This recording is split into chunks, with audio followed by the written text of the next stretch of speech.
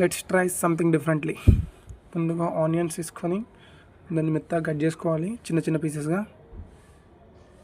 తర్వాత ఒక బౌల్ తీసుకొని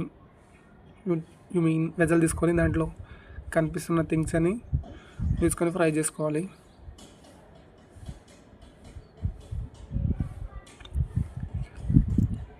కొంచెం లైట్గా ఫ్రై అయ్యేంత వరకు ఫ్రై చేసుకొని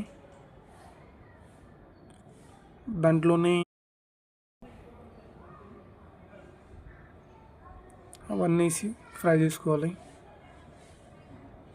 అలాగే జార్ తీసుకొని దాంట్లో అన్నీ వేసేసి కొంచెం సాల్ట్ యాడ్ చేసుకోవాలి.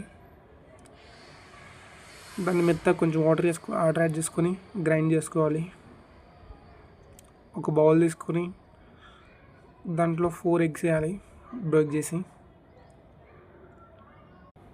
దాంట్లో కొంచెం టర్మరిక్ పౌడర్ యాడ్ చేసుకోవాలి. దాన్ని ఇప్పుడు మంచిగా మిక్స్ చేసుకోవాలి.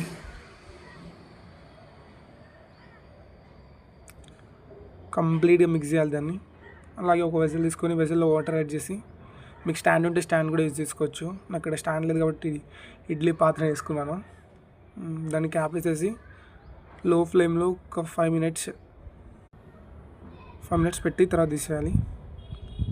తర్వాత దాన్ని సైడ్ తీసుకొని చిన్న చిన్న పీసెస్ కట్ చేసుకోవాలి. ఇప్పుడు మళ్ళీ ఇంకో బౌల్ తీసుకొని స్టవ్ వెలిగించుకొని దాంట్లో ఒకసారి క్వాంటిటీకి సరిపడా ఆయిల్,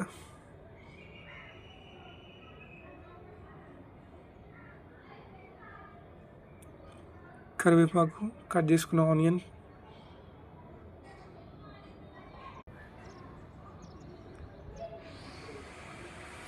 అన్నీ వేసుకొని మళ్ళీ మిక్స్ చేసుకోవాలి.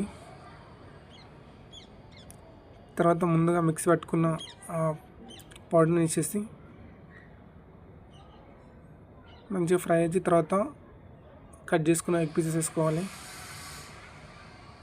లాస్ట్గా కొత్తిమీర ఇంకా సాల్ట్ చూసుకుంటే అయిపోయింది.